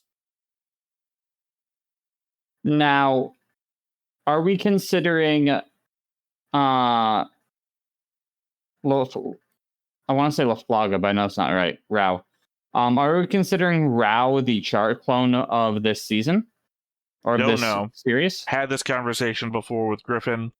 It's like they cut up everybody's like attributes. Like every specific, like, here's the things that makes Char Char. Here's the things that makes Amuro Amuro. Here's the things that makes Bright Bright. Cut each one of them up, put them into a hat, and just like put 3 random pieces out. So like, Mu LaFlaga has the nicknames from a battle the same way Char does. He has blonde hair, blue eyes, same way Char does. You know, a bunch of characters have Char qualities. So that's the thing. I consider LaFlaga the Char clone in this. Well, it's again Mu LaFlaga has. He's the Endymon of. No, he's the Hawk of Endymon, which is literally, when they describe it, he took out 7 battleships in this fight at Endymon, and it's like, you mean like Char is the Red Comet because he took out 7 battleships at the Battle of Louvre. It's like, it's 1 for 1 on a bunch of things on a bunch of different characters. So, okay. So based off that idea alone, I think we can then posit the fact that there is not a singular Char clone, but the Char clone is both Rao and Mu. I was about to... That literally was just entering my head. Only because now we know that they're related. So we've split up the Char qualities between them, I guess. Yes. One of them has the nickname, one of them wears a mask. You have the mask, you have the nickname, but then you, like... But Mu has the skills. You have the different tactical qualities of Char split between the two. Well, I would say that Mu has the combat skill, whereas the Rao has the opportunistic side. They're split, I guess. I'm just gonna throw out here my last note. I think Rao would be the mysterious third faction you had been alluding to early on in the show, before we ended up with so many other factions and sub-factions. We know he's got contact with Azrael. He hates Patrick, but is working with him. I'm pretty sure he's the chaos element of the show, trying to instigate more fighting in order to get everyone to kill themselves. I think if we're going to place in saying that Rao has his own plan, which he clearly does, he has his own goal, his own agenda. I think Rao is trying to eliminate both sides. That's what I said. Kill everyone. Yeah, I think exactly. I think he's just like we need to restart this shit. Look, everyone dies. All right. Well, I mean, that's everything I got. That's it. All right. Well, let's go ahead and hop on into it then. Let's do it. But before we get started, make sure that you hit the like button, hit that subscribe button, comment down below to feed that algorithm. On top of all that, if you want to watch more shows like this, unfiltered, uncensored, and uncut, as well as some early access stuff, you can check it out over on the Patreon. It's just $5 a month, but hey, no pressure. There's zero pressure in order to do that. It's just a little bit of extra support, and it would be greatly appreciated.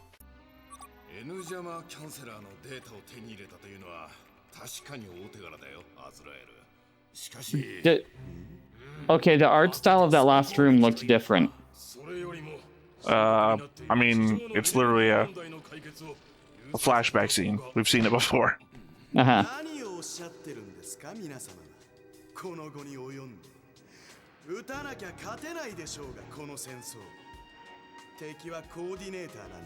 Someone's going a ham on the guitar. True.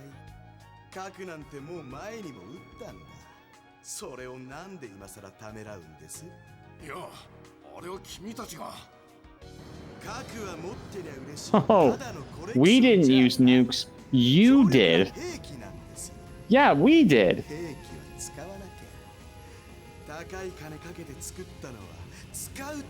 I mean, we still don't really know who's to blame for Jaina 7. Oh, I would not be shocked if it was Azrael. I mean, I'm just assuming it's still Earth Alliance at all. I just mean we don't know for sure that it wasn't some internal, like, fucking bomb ourselves and then blame them. Yeah. I just also want to apologize to the viewers here. I'm fiddling around with the overlay there because I noticed how close to the bottom of the screen the subtitles are now. Just clipping the bottom of the overlay. I was like, oh shit, that's bad to look at. I mean, better start trying to do something. But then when you mentioned how the room looked different, I looked up and it's like, that's the meeting room that Azrael was in.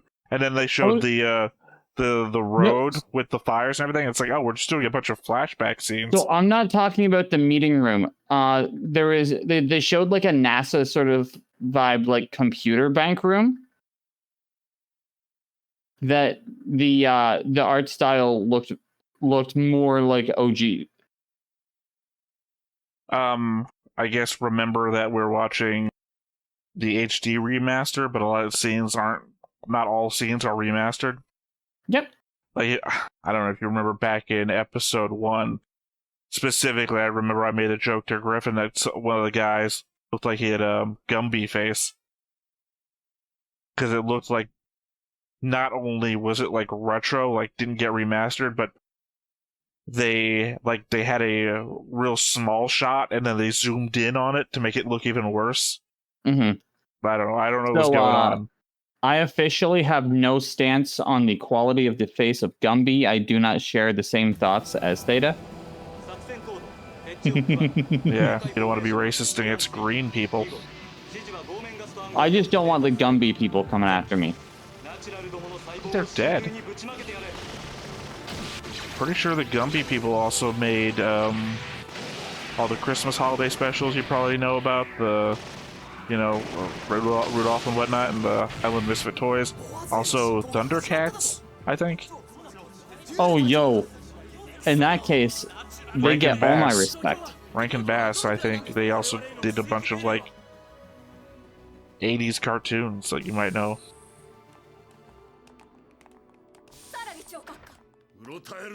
Wait a second. You were supposed to arrest her. Oh, never mind. She's Yazik's mom. I'm being the wrong person.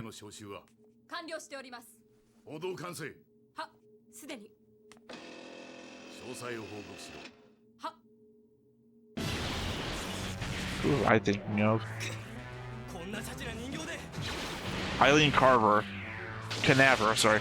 Eileen Canaver, that's the one that's supposed to be arrested. Yes.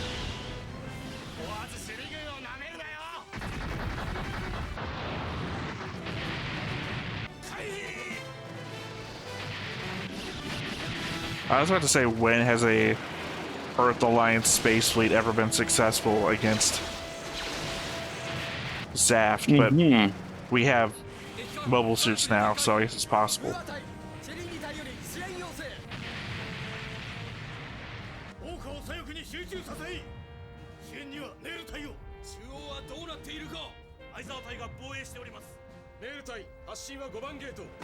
Okay.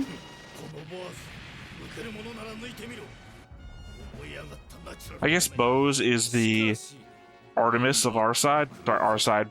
We're both drawn as Zaft people. Our side has to be Zaft. Oh, yeah. Except for the element that I'm drawn as Rao, who could actively be doing whatever.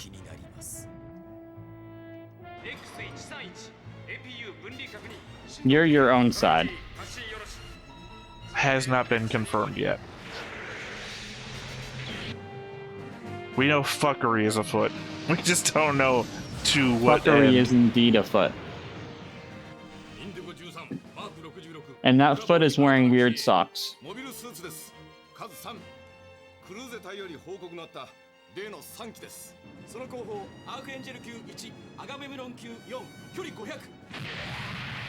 Alright, so the Dominion finally met up with the backup force. Mm-hmm.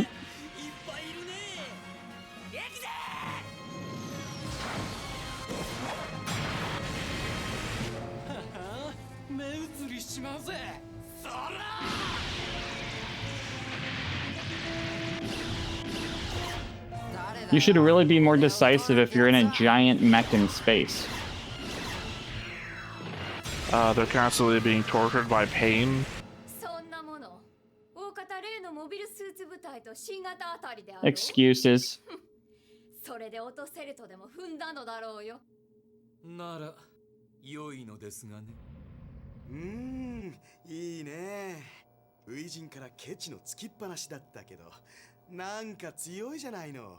Yeah, sure, they're pretty strong against normal people. 入電です。 Sorry, by normal people I meant normal mobile suits, non-Gundams. Yeah. Oh, here comes the nukes. From Washington, no less. That can't be like a stand-in for any real-world example.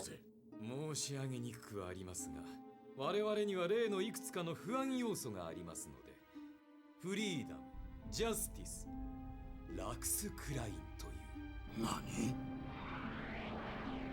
He truly is a wild card.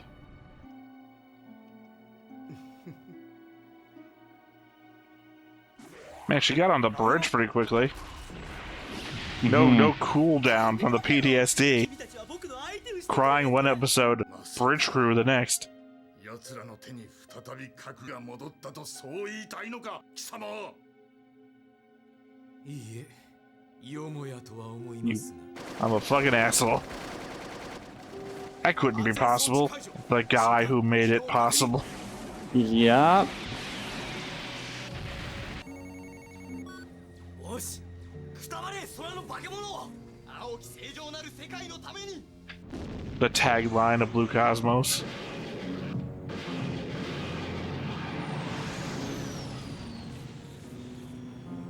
指揮艦隊がボアズに侵攻？ああ、彼らの話だとそろそろか、もしかしたらすでにってことだ。ラクスは今アークエンジェルと話してる。Yeah, no, there's a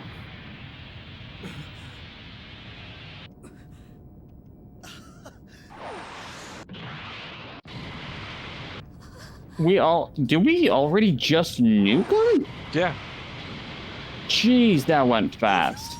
that's what I said. From Washington, the nukes.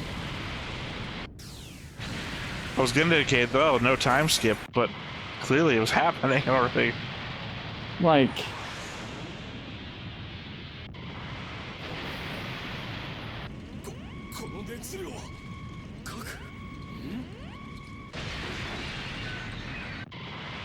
But they didn't suffer long.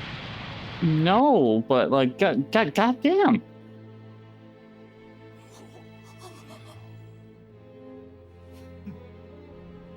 I mean, it's like a fucking equalizer, because they showed all the mobile suits just, like, getting blown away by the nukes blast, too. And you're, It's like- and like, you're smiling about this. 核を撃たれちゃ、ザフト自慢の要塞もさ。アズラエル理事は Well, of course, I mean, yeah, of course. 核を撃つことなんとも If Fry wants everybody dead, then obviously this is the thing. I thought Arizona was really going to say from the Earth Alliance side. 勝ち目のない戦いに死んでこいって自分の部下を送る人たちより僕の方がよっぽど優しいと思うけど。さあ、次は You had a conversation with her already about her not fighting wars battles she didn't think she could win. Yeah. 議長閣下。直ちに防衛線を張れ。来るぜ。は。夜勤ドゥへ上がる。ジェネシスを使うぞ。は。 The Bible? Oh, this is. I'm just going to assume it's another super weapon. If Yeah. Gundam's known for one thing, it's always pulling out a last-minute super laser or something. So I'm just going to assume super... Like you thought that other space station with a super laser? Gundam's known for super lasers at some point. So... So, you know that feeling I had in Gurren Lagann early on where I was like, yo, what the hell is happening? 悪な方向へ進んでしまいました。 I'm starting to get that with how we're building up. They just... They never referenced anything called Genesis before, so... No. And so either we're doing some like biblical level damage, or I don't know. 間もなく最後の扉が開く。私が開く。そし maybe Rao wants to take over Genesis to use it for something, and he needed to have a threat large enough that would cause somebody in charge at Zaft to authorize it to be used. So, by the way, I think Kigali's getting in a fucking Gundam. We saw that last episode, and like, why the fuck is there a pink?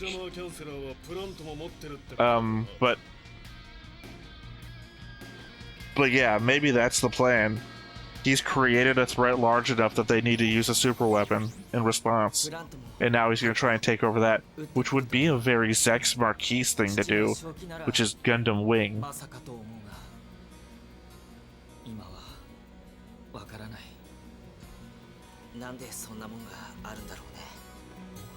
Zex Marquis is a Char clone character, so... Got it.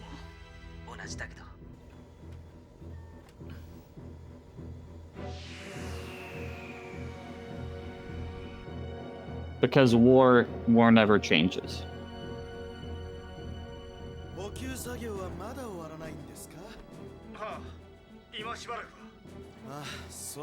I'm sorry, was that Rao or Mu? Don't know. He was smiling, which makes me think it was supposed to be Rao.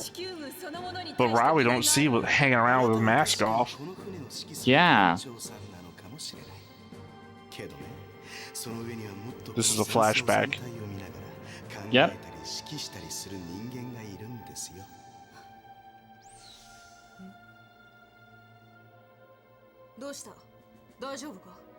Is this where Bad Girl returns to the good side? 前線に出たからといってアークエンジェルに出会えるとは限らないぞ。でも私どうしても会いたいんです。キラ生きてた。だ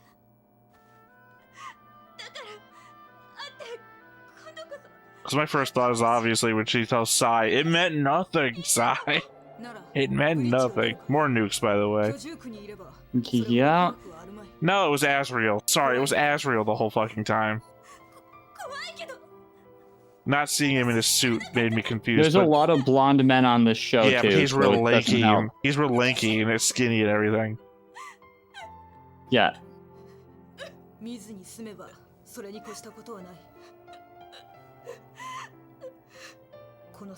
At the very least, I'm glad that Flay is not like, good, I'm glad to see them getting fucking nuked. They killed my dad. Yeah. She's more nuanced.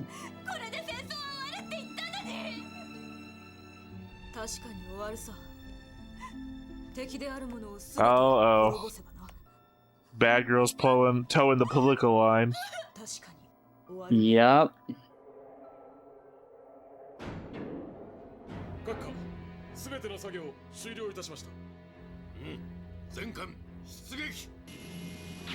I'm confused. Those looked like Earth Alliance uniforms, but they said Your Excellency, which isn't a Earth Alliance line. Yeah.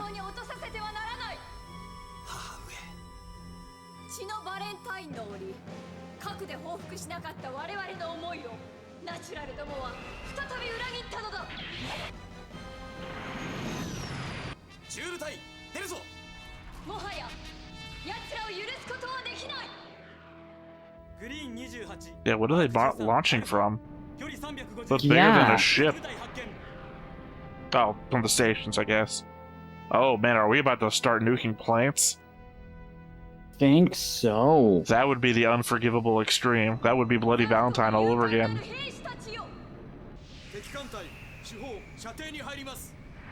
Oh man.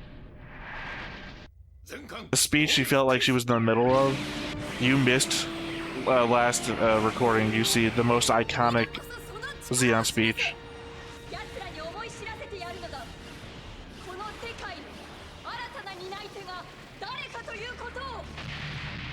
Zeon thirsts for the strength of its people. Yeah, this is going hard in the paint with, like, I mean, they just fucking nuked a place. And it's like, this whole war started because you nuked a place. And it's like, we cannot forgive you. Rao made it so the war can't end. Little flashback of not Janus 7. No, it is Janus 7. Sorry, I was about to call it Island Ifish because my brain is melting.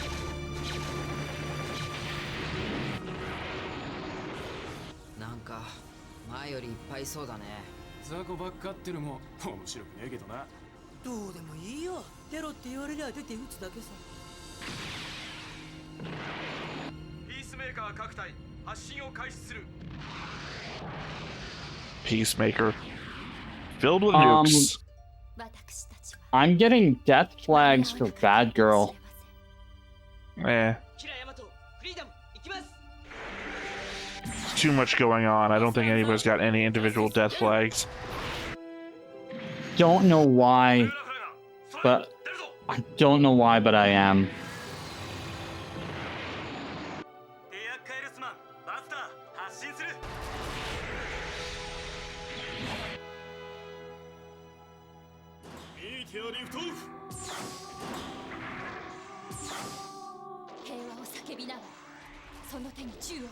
Oh, meteor. Last episode or something, they said the meteor wasn't ready. It's part of the Eternal. Our stuff. Got it. Lacus' ship stuff.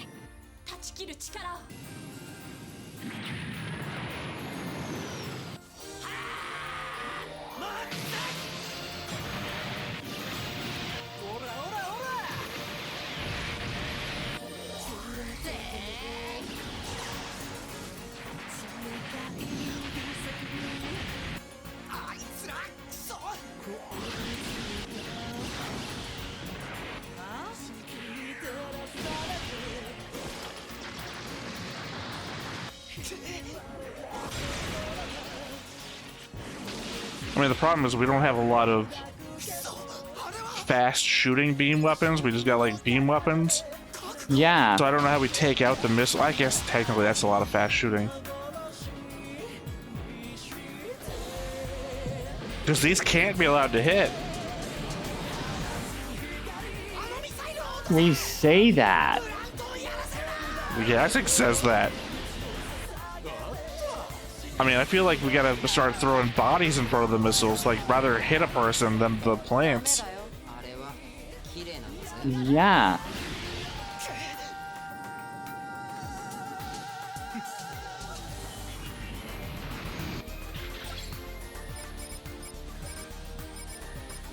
Oh, of course, this thing again.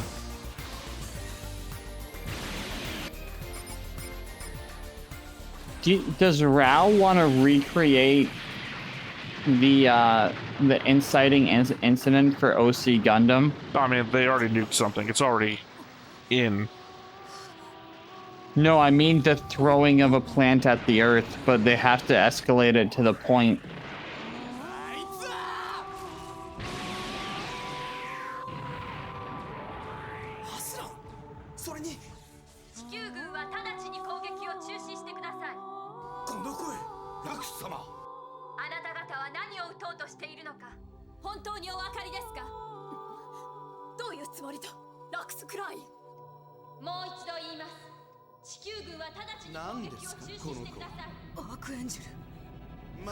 A really confusing figure.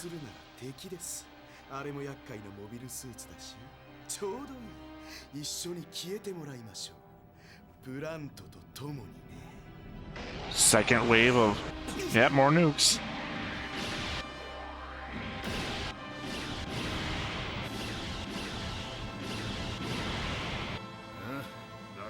This is again. This is where I think there's going to be the giant beam weapon.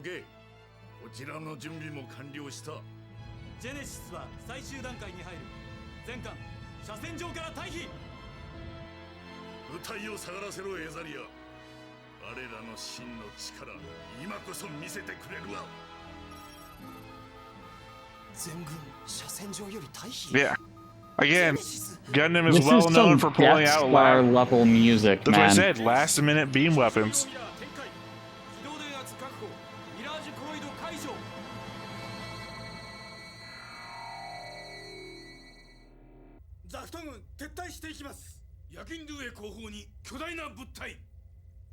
Just hoping they don't miss and accidentally hit a plant. Yeah. 何あれは下がれジャスティスフリーダムジェネシスが撃たれる N ジャマーキャンセラー起動ニュークリアカートリッジを撃発位置に設定 Oh, I thought it was gonna be solar powered. オールグリーン思い知るがいいナチュラルどもこの一撃が我らコーディネーターの創世の光とならんことを発射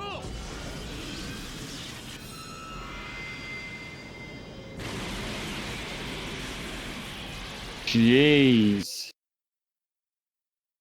I guess maybe all the wreckage in the credits is the result of that, what we're about to see at the start of next episode. I think so. I was gonna say the emotional confusion I have is that I just went on about how much I don't like Lacus anymore, and that maybe she's my number one hated character, and then she just saved everybody that I care about, or at least the faction I'm siding with. Yeah. From getting nuked. Like I said, this can't be allowed to happen. And then Lacus comes in with the force. Like the force multiplier that is a meteor, it looks like, which increases the firing barrage of the Justice and the Freedom. Yeah. To then protect everybody from the nuclear assault. By the way, they fired that 6 more missiles. Like, we have to destroy the Eternal and the Justice and the Freedom. And we'll take out the planets too at the same time. And they had just destroyed a wave of nuclear missiles that was like more than I could count. And they're like, okay, fire 6 more missiles. That'll do it.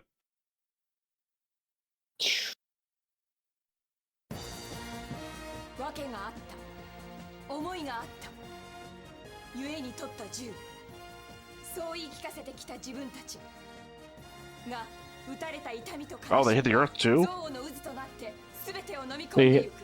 Jeez. 次回機動戦士ガンダムシード怒りの日遠佐の鎖断ち切れガンダム Well, they showed a screen that had like part of the Earth glowing, so I'm guessing they hit the Earth at the same time. Because why not, right?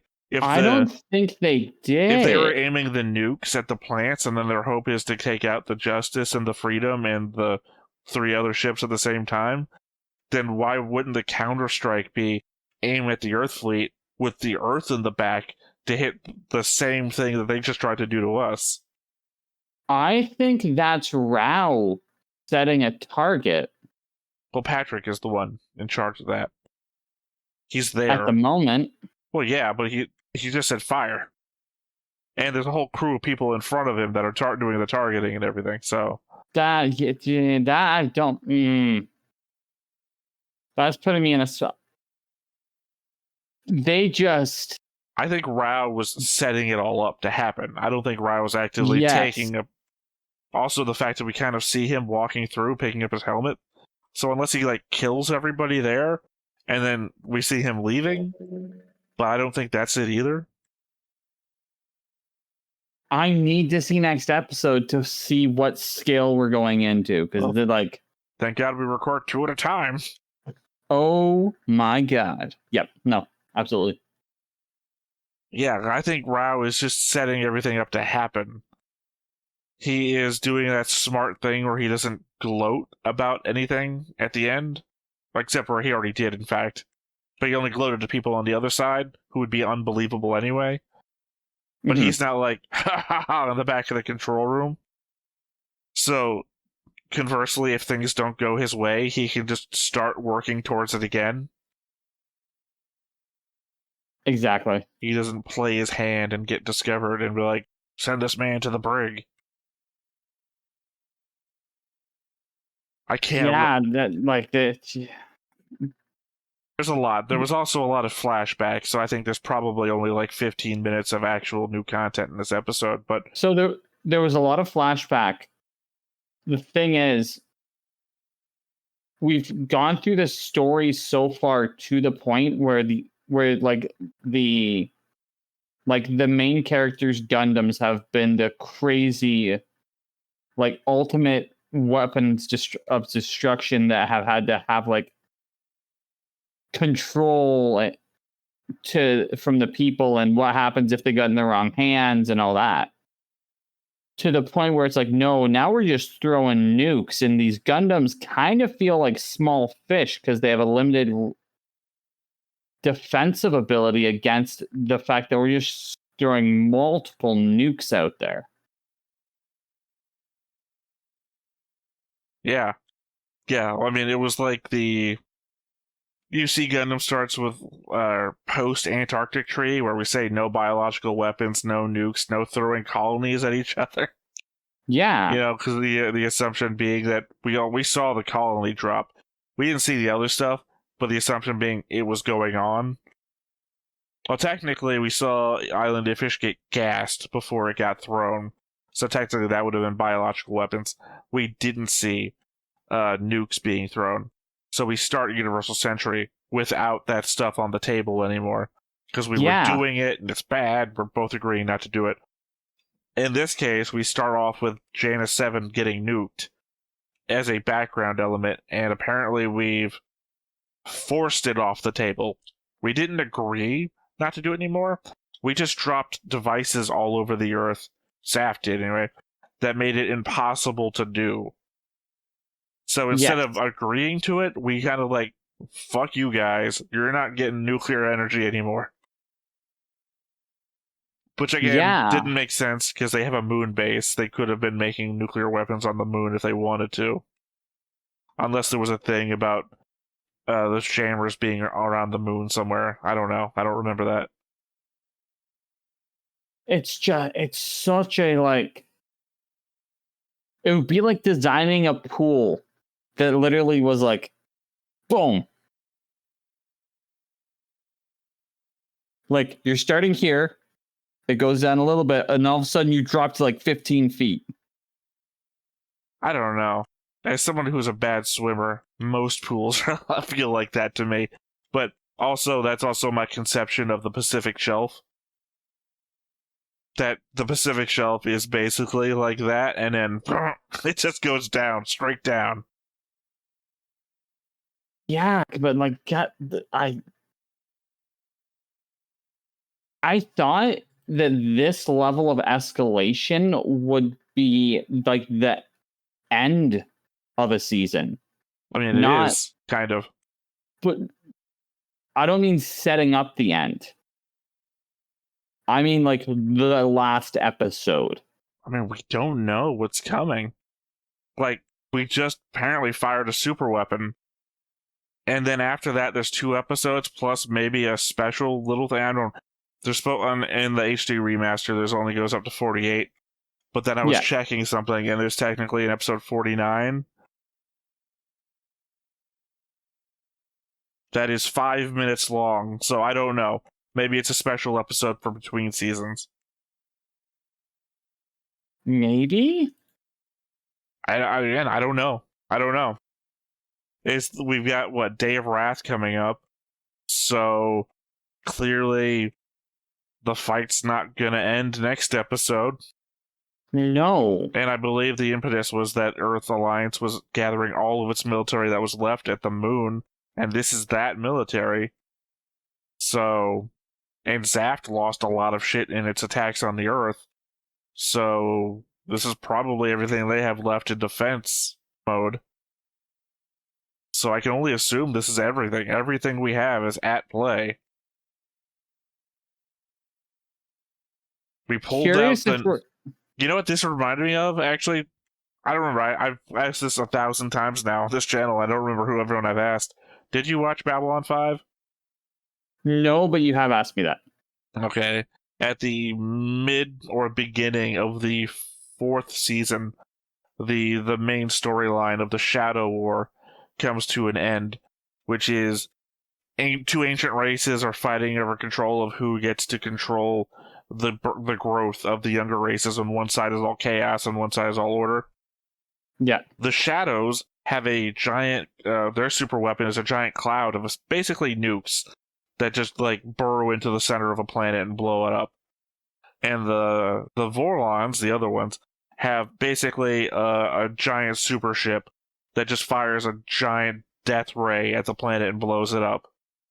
So, Zaft has a giant space ray, and Earth showed up with a fleet of nuclear missiles. It's very much Shadows versus the Vorlons from Babylon 5 here.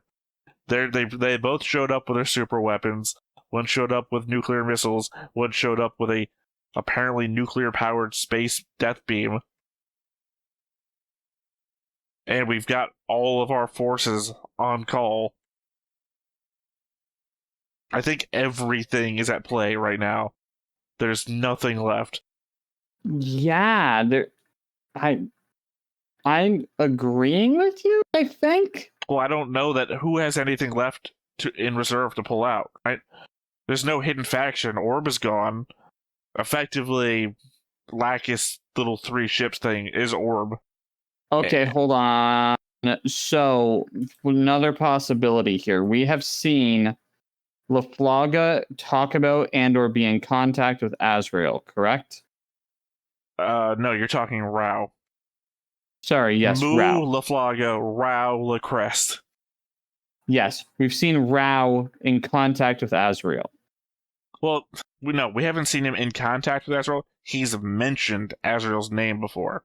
That's why I've mentioned that in the past is Azrael hates coordinators. Technically, he's a clone coordinator, so he's actively acting against his own interests, and he hates Patrick, but he works for Patrick, so he's actively working for that guy, but he's against that guy too. That was my whole Rao is the chaos in this.